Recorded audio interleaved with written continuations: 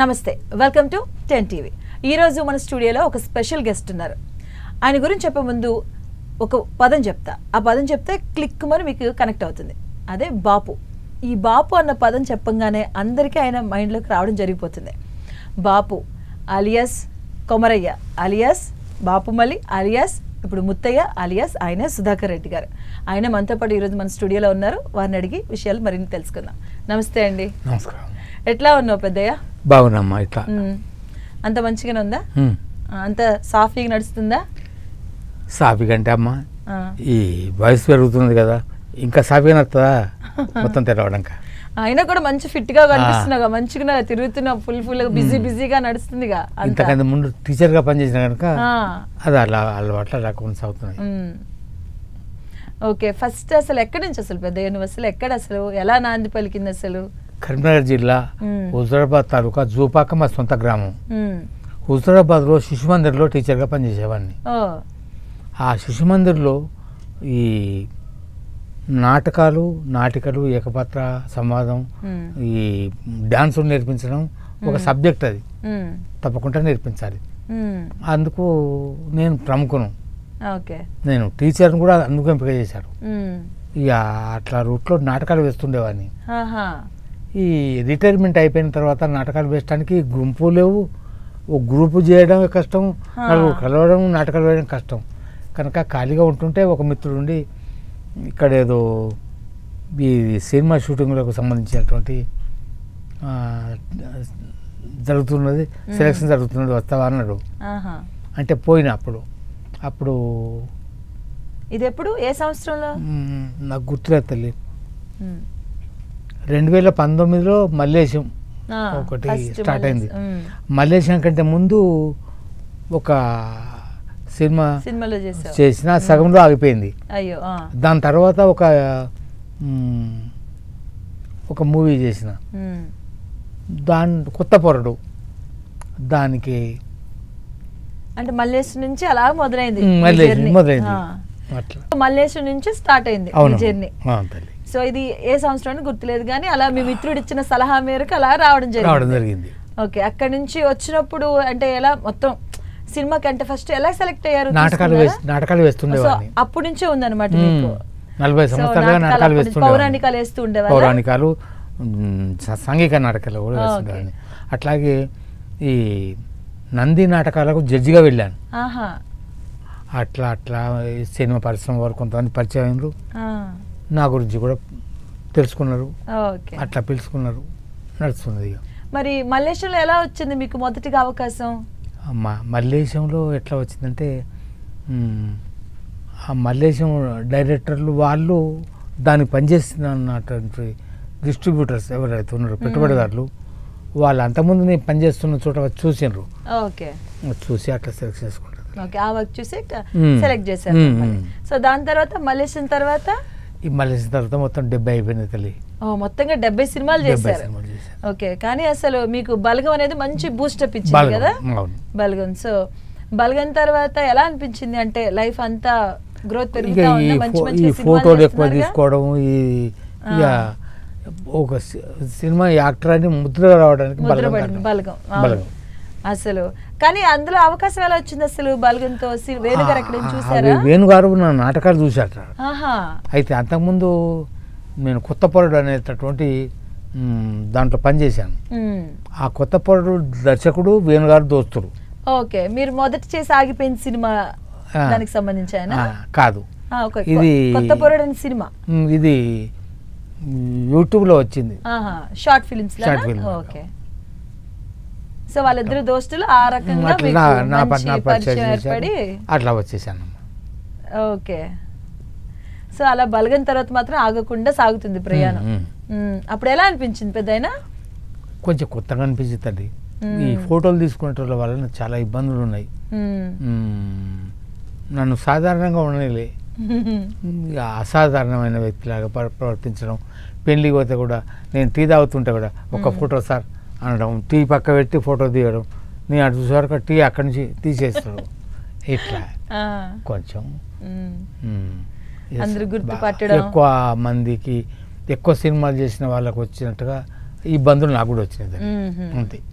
ఇప్పుడు మరి పెద్దగా ఇప్పుడు నాటకాలు అనుకో కెమెరా ఉండదు, మన నాటకాలు అలా వేస్తూ ఉంటాం, ముందు ప్రేక్షకులు ఉంటారు, సో మీకు అప్పుడే తెలిసిపోతుంది రెస్పాన్స్ ఎలా ఉంటుంది అని.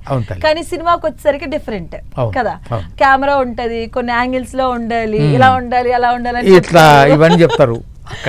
సో మొట్టమొదటిగా నువ్వు కెమెరా చూసినప్పుడు ఏమనిపించింది? నాకు నాటకాలు వేసిన కనుక కెమెరా చూస్తే నాకు ఏమనిపిస్తుంది, ఏమనిపించలా, వాళ్ళు చెప్పింది చేయాలనుకున్నాం, చేసేసాం. ఇప్పుడు కూడా ఈ కెమెరా చూస్తే కొత్తగా అనిపించదు, కానీ 2-3 టేకులు తీసుకుంటే కాడ కొద్దిగా ఇబ్బంది అవుతుంది తల్లి. ఇక్కడ మళ్ళొకసారి అంటుంటారు కదా, అది ఇబ్బంది అనిపిస్తుంది. అన్ని చూసుకోవాలి కదా పెద్దయ్య, మరి చుట్టుపక్కల నీ ఒక్క ఫ్రేమే కాకుండా కొంతమంది చాలా యాక్టర్స్ ఉంటారు కదా, అవన్నీ చూసుకుంటారు కాబట్టి కొంచెం ఇబ్బంది అవుతుంది. అక్కడ నా చావు నేనే చావాలి స్టేజ్ మీద. ఇక్కడ సచినట్టు చూపెట్టడానికి ఒకవైపు కెమెరామెన్, ఒక మంది ఇంతమంది చూస్తున్నారు. బుక్కులో దూది పెట్టుడు, మీద కుంకుమ తల్లుడు, తెల్ల బట్ట కట్టుడు, దండేస్తుడు, ఏ తక్కువ పడ్డా కూడా శవంలాగా కనిపించదు, దానికోసం ఇబ్బంది పడుతుంటారు. కానీ ఎంత చేసినా కూడా నీ నటన అనేది అంటే ఏదో నువ్వు యాక్టింగ్ చేస్తున్నావు అలా ఉండదులే. ఎందుకంటే మిమ్మల్ని చూస్తే ఎలా ఉంటది అంటే, అరే మా ఊర్లో ఇలాంటి ఒక అతను ఉంటారే అలా ఉంటది అనమాట. ఇప్పుడు నాలాంటి వాళ్ళు తెలంగాణలో ఊరికి ఒకరు తప్పకుండా ఉంటారమ్మా, అరే మనోళ్ళు లెక్కనే ఉన్నాడు అనుకుంటారు. ఈ వయసులో ఉన్న వాళ్ళు తక్కువ సంఖ్య, ఇట్లా తెల్లంటికలు పడ్డోళ్ళు ఊళ్ళలో తక్కువ మంది కనిపిస్తుంటారు. పోయిన వాళ్ళు బొంగ ఉన్నోళ్ళలో ఎవడో ఉంటాడు, పోల్చుకుంటారు. నా పాత్ర లాగే ఉన్నది, ఈయన పాత్ర నాలాగానే మాట్లాడుతున్నాడు, నేను పల్లెటూరులో పుట్టినాను కనుక వాళ్ళలాగానే మాట్లాడతాను. కానీ ఇప్పుడు అందరికి అదే నచ్చుతుంది, ఏదో కొత్తగా తీసుకొచ్చి ఇలా యాక్ట్ చేయాలని కాకుండా మనం ఎలా ఉంటామో అలా నువ్వు చేస్తావు చూడు యాక్టింగ్. ఇప్పుడు చూసినప్పుడు అరే మా ఊర్లో ఇలాంటి ఒక వ్యక్తి ఉంటారు, రచ్చబండి దగ్గర కూర్చోడు ఇలా అని టక్కన గుర్తొస్తారు అనమాట అందరు కూడా. అందుకని అంత దగ్గర అవుతున్నావు ప్రేక్షకులకు కూడా నువ్వు. సో తర్వాత నువ్వు చేసే క్యారెక్టర్స్ కూడా చూడొచ్చు. ఇప్పుడు బలగంలో చూసుకుందాం, కొమరయ్య, అది కూడా చాలా దగ్గరగా ఉంటది. బాపు, అది చాలా అసలు సెంటిమెంట్ గా చాలా వర్కౌట్ అయింది. తెచ్చి పెట్టుకున్నట్టుగా ఉండదు, ఆ ఊర్లో ఒక మనిషిలాగా వాళ్ళకు కనిపిస్తాను, అనిపిస్తాను, వినిపిస్తాను కూడా, కనుక దగ్గరగా ఉంటాను. మరి బలగం చేసిన తర్వాత మంచి మంచి వాళ్ళు కూడా ఫోన్ చేసి మాట్లాడి ఉంటారు కదా, పెద్ద పెద్ద డైరెక్టర్స్, నా దగ్గర చదువుకున్న పిల్లలు బాగా చేశారు సార్ అన్న వాళ్ళు ఉన్నారు. కానీ అవార్డులు కూడా వచ్చాయి కదా? వచ్చాయి. ఎలా ఉండింది అప్పుడు? ఏమవుతారు, అంత ముందే అవార్డు చాలా వచ్చాయి నాకు. అవార్డులకు తక్కువ ఏం లేదు తల్లి, నాటకాలే అవార్డులు వచ్చినాయి నాకు, నాటకాల్లో కూడా వచ్చినాయి కనుక ఈ సినిమా అవార్డులు నాకు కొత్తగా కనిపించలేదు వినిపించలేదు. అట్లా దిల్ రాజు గారు ఏమన్నారు అప్పట్లో? తర్వాత కూడా సినిమాలు చేశారు కదా, చాలా సహకరించారు. ఆ సినిమా అంత గొప్పగా రావడానికి వారు కూడా ప్రధాన కారణం, దాన్ని వెలుగు తీసుకొచ్చిన వాళ్ళు వారు. సినిమా తర్వాత నార్మల్ గా ఒకటి వరకు అలా ఉంటది, ఒకసారి మంచి ఆదరణ వచ్చాక తర్వాత ఊరెళ్ళి ఉంటావుగా, ఊర్లో ఎలా అనిపించింది అప్పుడు? అందరు వచ్చి మాట్లాడారా? ఎలా ఉండింది? ఊళ్ళో వెళ్ళలేదు తల్లి. బలగం సినిమా తర్వాత వెళ్ళలేదు, బలగం కంటే ముందే చాలా రోజుల కిందనే ఊరు వదిలిపెట్టి వచ్చేసిన. నేను టీచర్గా పనిచేస్తుంటే ఊళ్ళో ఇల్లు కూడా లేదు కనుక ఇక ఇప్పుడు ఎవరైనా ఫోన్ చేసి మాట్లాడేవాళ్ళు నాకు ₹1,00,00,000 నాకు వచ్చాయి అనుకుంటాను బలగంలో. అట్లే లేదు బాబు, పని చేస్తుంది తెలుస్తుంది. ₹1,00,00,000 అందరికి రావు, సినిమా యాక్టర్లు అందరికీ, ఏదో కొంతమందికి వస్తాయి కావచ్చు అని చెప్తుంటాను. ఫోన్లు అయితే రావడం జరిగింది, ఫోన్ చేస్తుంటారు, బాగా చేశారు. అది అంటే బలగం తర్వాత నేను యాక్టర్ను అని చెప్పుకోవడానికి ఒక అవకాశం, ఒక గుర్తింపు వచ్చిందమ్మా. అంతకుముందు నాటకాలు వేస్తుండేవాడిని, అది కూడా చిన్న సినిమాగా వచ్చి ఎంత పెద్ద హిట్ అయింది అసలు. ఆ సినిమా తర్వాత మీకు తెలుసా 45 సంవత్సరాల తర్వాత, అంటే విడిపోయిన వాళ్ళు 45 సంవత్సరాల తర్వాత మళ్ళీ కలిశారు. అది కూడా పెద్ద రికార్డ్ అయింది కదా ఆ సినిమా, అసలు అందరినీ కదిలించేసింది అసలు. అందులో మీ నటన కూడాను అంతలాగా అందరికి ఎక్కేసిందండి, అంతమందిని కదిలించింది అసలు. అప్పుడు సినిమా చేసేటప్పుడు ఏమైనా ఇబ్బందులు ఎదురయ్యాయా? సినిమా చేసినప్పుడు ఇబ్బంది కాదు, కానీ ఒకే పని మళ్ళీ మళ్ళీ చేయడం అనేది కొద్దిగా ఇబ్బంది అనిపించింది తల్లి. ఇప్పుడు నాటకంలో ఒకసారి వెళ్తాం, డైలాగ్ కొడతాం, వస్తాం, ఇలా మళ్ళీ సేమ్ డైలాగ్, సేమ్ నడక, సేమ్ చేయండి, మళ్ళీ మళ్ళీ చేయించడం, రీటేక్లు ఉంటాయి కదా, దానివల్ల మాత్రం కొద్దిగా ఇబ్బంది పడ్డాను. నేను హెడ్ మాస్టర్గా పనిచేసిన వాడిని, నేను పిల్లలకు చెప్తుండేవాడిని రేయ్ అనేవాడిని, కానీ ఇక్కడ వాళ్ళతో చెప్పించుకుంటా అంటే నాకు కొద్దిగా అవమానంగా అనిపించేది. ఈ చిన్న నేను నడిచిన 3 అడుగులకు మళ్ళీ నడువు అంటారు ఏంది అంటే ఎక్కడో నా ఊళ్ళో కూడా లోపం ఉంటుంది తల్లి, అహం ఉంటుంది కదా. 40 సంవత్సరాలు హెడ్ మాస్టర్గా పనిచేసిన వానికి ఉండదా కొద్దిగా? నాకు ఒకసారి చెప్తారు ఈ మాట అనిపిస్తుంది. అది కొంచెం కష్టమైంది కానీ మిగతా అందరు మహానుభావులు, మా గొప్ప గొప్ప నటులు, సినిమా రంగంలో బాగా పనిచేసిన వాళ్ళు, కష్టపడతారు, పైగా శిక్షణ పొందిన వాళ్ళు, కెమెరా వైపు ఎట్లా చూడాలనో ఎట్లా తిరగాలనో ఎట్లా నడవాలనో వాళ్ళకి తెలిసిన వాళ్ళు. నాకు ఇవన్నీ ఏం తెలియదు, నాటకం తెలుసు, దర్శకుడు నుంచి అక్కడి నుంచి ఇక్కడ రా అంటే రావడమే తెలుసు. నాకు కెమెరా ఈ లైటింగ్ నాకు ఏం అక్కర్లేదు కదా, వాళ్ళు చూసుకుంటారు. బలగం సినిమాకి కూడా టీం అంతా బాగా కష్టపడింది. అసలు ఆ టీంలో ఉన్న వాళ్ళు అందరు కష్టపడతారు. వాళ్ళు ఎవరు కష్టపడలేదని చెప్పడానికి వీల్లేదు తల్లి. నేను సుఖంగా ఉన్న బలగం సినిమా మంచి కూర్చొని చూసిన అని చెప్పుకోవడానికి అవకాశం లేదు. ప్రతి ఒక్కరు నా సినిమా అని తీసుకున్నారు అనుకున్నాను తల్లి. మరి ఇప్పుడు వేణు గారు దిల్ రాజు గారు కలిసి ఒక సినిమా తీస్తున్నారు కదా ఎల్లమ్మ అని, మరి అందులో ఏమైనా అవకాశం ఇచ్చారా? లేదు తల్లి, అది దాని టైంకి వేరే సినిమాలు. ఓకే, వేరే సినిమాలు బుకింగ్ అయిపోయి ఇవ్వలేకపోయారా? ఓకే, మరి ఇప్పుడు కొత్తగా సినిమా వచ్చిందిగా ముత్తయ్య, అదెలా ఉంది? మంచి టాక్ వస్తుంది. బలగం కంటే ముందు సినిమా ముత్తయ్య. ఓకే, బలగం కంటే ముందు కానీ ఇప్పుడు వచ్చిందా? ఇది ఇప్పుడు వచ్చింది. ఆహా, సో ఇప్పుడు ఇదే సంవత్సరంలో అయింది. అలాగైతే బలగం వచ్చే ఆల్మోస్ట్ చాలా ఇయర్స్ అయిపోతుంది. అంతకంటే ముందు అది చాలా చాలా సంవత్సరాలు అయింది మరి. బట్ అంటే మీరు బలగం కంటే ముందు ఈ ముత్తయ్య వేస్తుంటే దీనికి కూడా మంచి గుర్తింపు వచ్చేది, ఎందుకంటే ఇందులో కూడా బాగుంది. ఇంకొక సినిమా 2 ఒక్కసారి జరుగుతున్నాయమ్మా. దాంట్లో బాలగాడి టాకీస్ అని ఒకటి సినిమా వచ్చింది, దాంట్లో కూడా నాకు ముత్తయ్య లాంటి పాత్ర ఒకటి ఉన్నది. దానికోసం గడ్డం వేస్తే అది దీని రకం పనికి వచ్చింది. ఆ గడ్డం మేస్తారు, ఆ హెయిర్ స్టైల్ అది దీనికి పనికి వచ్చింది. అది బాలగా టాకీస్కు, అది దీనికి కూడా పనికి వచ్చింది. అట్లా. ఓకే, మరి ఇన్ని సంవత్సరాలు వచ్చినాయి కదా, ఇప్పుడు అంటే కష్టంగా అనిపించట్లేదు? ఇట్లా బిజీగా షూటింగ్స్కి వెళ్ళి ఏ కష్టం అనిపించలేదు తల్లి. నేను ఈ వయసులో ఇంకా నలుగురిని ఆనంద పెట్టగలుగుతున్నానే ఒక అది కూడా కరెక్టే. అది ఇప్పుడు నేనేం చేయగలుగుతాను? ఇంతకుముందు పాఠాలు చెప్పిన, ఇప్పుడు పాఠాలు చెప్పడానికి నా పాఠాలు వినడానికి వాళ్ళు సిద్ధంగా లేరు. ఈ తెల్లంటిగా రోడ్డు, టైర్, బూట్లు, ఇన్షర్టు లేను అని నేను చెప్తే వాడింటాడు. పైగా నాది తెలుగు మాస్టరా? తెలుగు, హిందీ, ఇంగ్లీషు. నేను లెక్కల్లో ఇంగ్లీష్లో ఫెయిల్ అయినా 10th 3 సార్లు. కానీ నాకు చదువుకునే వాళ్ళు అందులో ఫెయిల్ కాలే. 40 సంవత్సరాలు పనిచేసిన, ఆ 2 సబ్జెక్టులు నేర్చుకొని నేను బోధించిన. ఎవరి సబ్జెక్ట్ ఫెయిల్ కాకుండా చూసుకున్నాను. ఓకే, మరి నాటకాలు చేసేవాళ్ళని పద్యాలు పాడటం అవన్నీ రావుతాలి. ఓకే, సాంఘిక నాటకాలు, పౌరాణిక నాటకాలు కాకుండా సాంఘిక నాటకాలు కూడా ఇచ్చిన. పద్యాలు కొద్దిగా గురువు ఉండి 2 నెలలు 3 నెలలు ట్రైనింగ్ అయ్యేవాళ్ళం. అట్లా. మరి ఇప్పుడు పౌరాణిక నాటకాలు అంటే అందులో చాలా చాలా పెద్ద పెద్ద ఉంటాయి. ఇప్పుడు చూసుకో, సో అందులో మీకు ఏది ఇష్టం బాగా? దాంట్లో నాకు ఒక వేషం బాగా ఇష్టం తల్లి, దక్షుడు వేషం.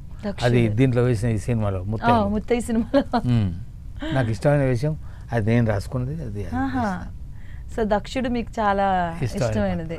దీంతో ఆ కోరిక కూడా తీరిపోయింది. ఇంకా ఇలాంటి క్యారెక్టర్స్ నేను చెయ్యాలి అని ఏమైనా ఉండిందా? నేను చేయాలనుకునే క్యారెక్టర్లు అనేటి ప్రస్తుతం అందరు యాక్టర్లు చేస్తున్నారు తల్లి. నేను చేయాలని కోరిక పెట్టుకునే ఏం మిగిలే, ఎవరు తక్కువ చేస్తున్నారమ్మా. ఆ క్యారెక్టర్ ఇస్తే ఇప్పుడు వస్తున్న సినిమాలు చూస్తున్నారు కదా, 100% ఎంత కష్టపడుతున్నారంటే అంత కష్టపడుతున్నారు తల్లి. సినిమా యాక్టర్లు అందరూ బాగా ప్రశాంతంగా ఉంటున్నారని అనుకోవడం లేదు, చాలా కష్టపడుతున్నారు. ఇది నేను చేస్తే బాగుండని నాకు అనిపించలేదు తల్లి. అంటే వాళ్ళు చేయలేంది నేను చేయగలగలేదా? మీరు కూడా అంతే కష్టపడుతున్నారులేండి. ఎలా ఎంతవరకు వచ్చిందటే మీ క్యారెక్టర్ ఇది సుధాకర్ రెడ్డి గారికి ఇచ్చేస్తే చాలు, ఆయన ప్రాణం పోసేస్తాడు అన్నట్టు మీరు చేస్తారు. నేను కష్టపడతా తల్లి, కానీ అందరూ చేసేస్తున్నారు, ఒక్కొక్కరు ఎవరు ఖాళీగా లేరు. కనుక నా కోసం వాళ్ళు మిగిలిచింది ఏమి లేదు. ఇక ఏ క్యారెక్టర్ ఇచ్చినా వాళ్ళు చెప్పినట్టు చేసుకుంటూ పోవడం. నాకు ఇట్లా కావాలని కోరిక లేవు. నీది వాళ్ళకంటే మెరుగ్గా చేస్తా అని నమ్మకం నాకు లేదు తల్లి. వయసు మీద పడ్డది. చేస్తా అట్లా ఏం లేదు, మంచిగా చేస్తా, అందుకని ఎంతమంది నిన్ను మెచ్చుకుంటున్నారు కదా. ఏమో తల్లి మీరు అంటున్నారు, అంటుంటే నాకు అనిపిస్తుంది కావచ్చు. ఏమో డైరెక్టర్లు పిలిచి నువ్వు దీనికి పనికొత్తవా ఇది చేయి అంటే చేస్తా. ఓకే, మరి ఇప్పుడు మిగతా సినిమాలతో చూసుకుంటే బాపు సినిమా కొంచెం పెద్ద పెద్ద వాళ్ళు కూడా ఉన్నారు కదా, బ్రహ్మాజీ గారు కూడా ఉన్నారు, ఆయన కూడా చాలా ఇయర్స్ ఎక్స్పీరియన్స్ గారు వాళ్ళంతా పెద్ద పెద్ద యాక్టర్స్ కూడా ఉండే కదా. సో వాళ్ళతో చేసినప్పుడు ఎట్లా అనిపించింది? బ్రహ్మాజీ గారు వారు చేయడమే కాకుండా ఇట్లా ఇంకా బాగుంటుంది అని సలహా ఇచ్చేవారా? అట్లాంటి మహానుభావులు కొంతమంది ఉంటారు. ఆమని గారు, ఇంకో మేడం గారు, వాళ్ళందరూ పేర్లు గుర్తురావుతారు తొందరగా. అందరు కూడా సహకరించారు, నా ఒక్కంది లేదు, అందరు కలిసికట్టుగా పని చేస్తే సక్సెస్ అవుతుంది తల్లి. ఇప్పుడు వాళ్ళు చాలా రోజుల నుంచి మంచి సక్సెస్ లో ఉన్న యాక్టర్స్, ఇప్పుడు ఆ సలహా ఇచ్చడం మీకు అనిపించదా, అయ్యో నేను వీళ్ళకంటే కొంచెం బాగా చేద్దాం అనిపించిందా పెద్దయ్య? నాకు బాగా చేద్దాం అనిపించలేదు, ఎంతవరకు అవసరమో అంతే చేద్దాం అనిపించింది.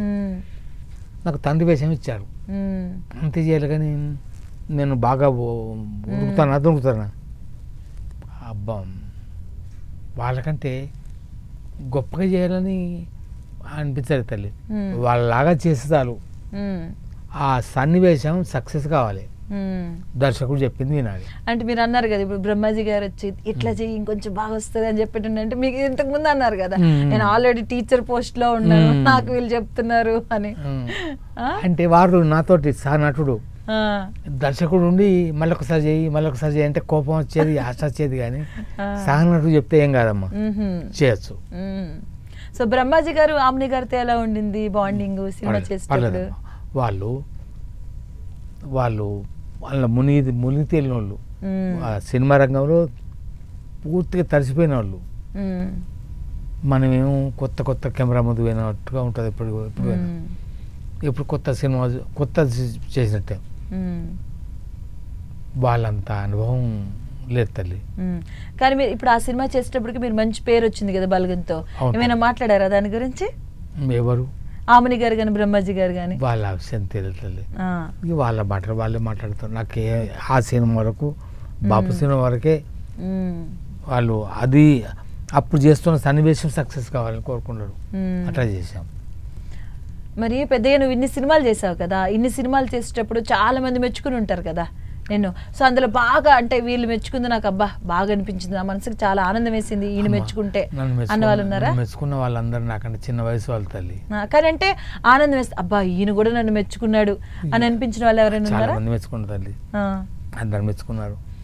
శవంలాగా ఉంటే ఎక్కువసేపు ఎండలో పడుకున్నాడు అని మెచ్చుకున్న వాళ్ళు కూడా ఉన్నారు.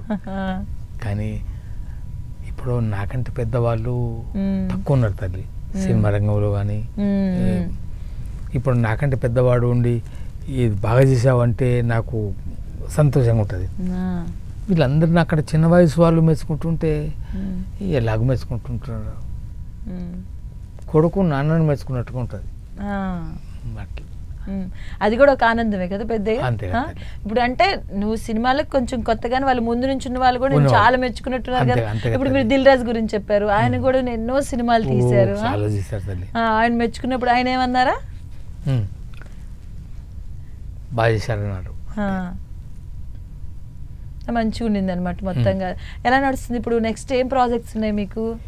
ఇది ఒకటి అట్లాస్ సైకిల్ అని ఒకటి చెప్పింది, ఓకే పోతే దాంట్లో పేరు రాసుకున్నారు, డేట్ చెప్తా ఉన్నారు. దాంట్లో కూడా మీరేనా హీరో? ఏమో ఒక తాతం, హీరో తాతం. ఎందుకంటే ఇప్పుడు వచ్చిన సినిమాలన్నీ హీరోగానే చేస్తున్నారు. ఇప్పుడు మొత్తంలో కూడా మీరే కదా హీరో. ఏమైనా బలగంకి సంబంధించిన ఏమైనా డైలాగ్స్ గుర్తున్నాయా? డైలాగ్లు ఏమైనా గుర్తున్నాయా? గుర్తున్నది అది, ఒకటి చెప్పండి మా ప్రేక్షకుల కోసం. ఒక ఆమె లేట్గా వస్తున్నది కూలి పనికి, పొద్దున్న ఎత్తిమికి వచ్చిన రకమైనది. ఇవన్నీ కూడా ఈ డైలాగులు కూడా ఏదో తీసుకొచ్చి రాసి పెట్టిన గట్టిగా కాదు, నార్మల్గా ఊళ్ళలో ఎలా మాట్లాడుకుంటారు ఎలా ఉంటుంది అదే ఉంటుంది. సినిమాలో కూడా ఎక్కువ అదే ఉంటుంది. వేణుగారు సిరిసిల్లలో పుట్టినవారు, వారికి పల్లెటూరి వాతావరణం గురించి ఎక్కువ తెలుసు. వారు డైలాగ్ రాసి పెట్టుకొని చెప్పారు, ఇప్పుడు గిట్లా అనాలి గిట్లా చేయాలి, నోరుకు చెప్పింది చెప్పేసిన, అంత బాగా వచ్చింది. వేణుగారి దగ్గర ప్రత్యేకంగా ఆయన గ్రామీణ వాతావరణాన్ని బాగా అర్థం చేసుకున్నటువంటి వ్యక్తి. బాగా కష్టపడే వ్యక్తి కూడా అమ్మ, బాగా కష్టపడ్డాడు. ఆయన కూడా ఎందుకంటే చిన్న స్టేజ్ నుంచి పైకి వచ్చిన వ్యక్తి. అవును తల్లి. చిన్న చిన్న క్యారెక్టర్స్ వేసుకుని ఒక దర్శకుడుగా అది కూడా సక్సెస్ఫుల్ గా నడవడం అంటే ఎంత గొప్ప విషయం కదా. మరి ఇప్పుడు కొత్తగా వచ్చిన ముత్తయ్య సినిమా, ఆ సినిమా డైరెక్టర్ ఆయన కూడా యంగే, భాస్కర్ మౌర్య గారు. ఆయనతో వర్క్ చేయడం ఎలా అనిపించింది? భాస్కర్ మౌర్య గారు మా శిశుమందిర్ విద్యార్థి. వాళ్ళ అమ్మ కూడా శిశుమందిర్లో టీచర్ గా పనిచేసినటువంటి. ఓకే, మీ శిష్యుడు ఇప్పుడు మిమ్మల్ని డైరెక్ట్ చేస్తాడు అనమాట. మరి ఎలా అనిపిస్తుంది మీ శిష్యుడు మిమ్మల్ని డైరెక్ట్ చేస్తుంటే? నాకు సంతోషం అనిపించింది. శిశుమందిర్ విద్యార్థిని తెలిసిన తర్వాత ఇంకా ఆనందం అనిపించింది. ముత్తయ్యలో నన్ను ఎక్కువగా ఉపయోగించుకున్నది ముత్తయ్య. నన్ను ఎగిరిచ్చారు, దునికిచ్చారు, అటు ఇటు. దాంట్లో హీరో చేస్తున్నటువంటి రాజు ఆయన కూడా ఉండి ఇట్లా ఎగురు, ఇట్లా దునుకు. ఆయన మల్లిగాడు పాత్ర వేసిండు కదా, ఆయన తీస్తూ స్టెప్లు వేయి అంటూ వేయించాడు. అదొక సరదాగా జరిగిపోయిందండి. కానీ ఈ ముసలి వాళ్ళను హీరోగా పెట్టి కానీ ఒక ముఖ్యమైన పాత్రలు పెట్టి సినిమాలు తీసి తగ్గిపోయింది తల్లి. చిన్న వయసు ఉన్న వాళ్ళు, కండలు తిరిగిన వాళ్ళు, పొడుగు ఎత్తు దొడ్డు ఉండి ఫైటింగ్లు చేయాలి, దునకాలి, ఉరకాలి, ఇవన్నీ చేస్తేనే హీరో.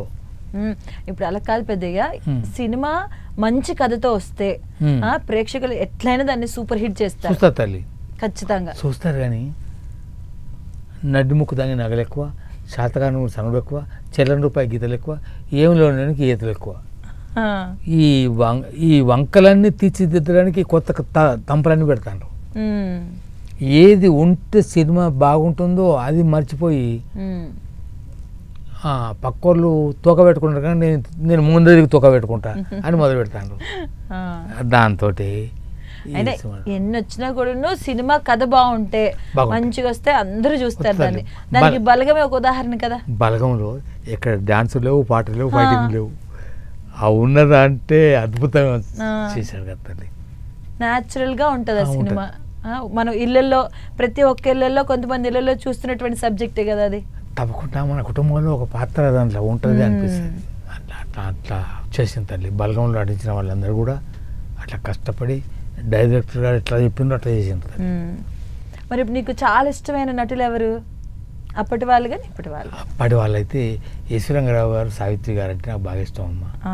ఇక వాళ్ళ తర్వాత వీళ్ళని ఇష్టపడము, సినిమాలు చూస్తారు అంతే. పాటలు వింటూ ఉంటారా? పౌరాణిక పద్యాలు వింటారా? నార్మల్గా ఉంటాయి ఏం చేస్తారు? పద్యాలు వింటాను. అప్పుడప్పుడు డైలాగులు చెప్తుంటే వింటాను.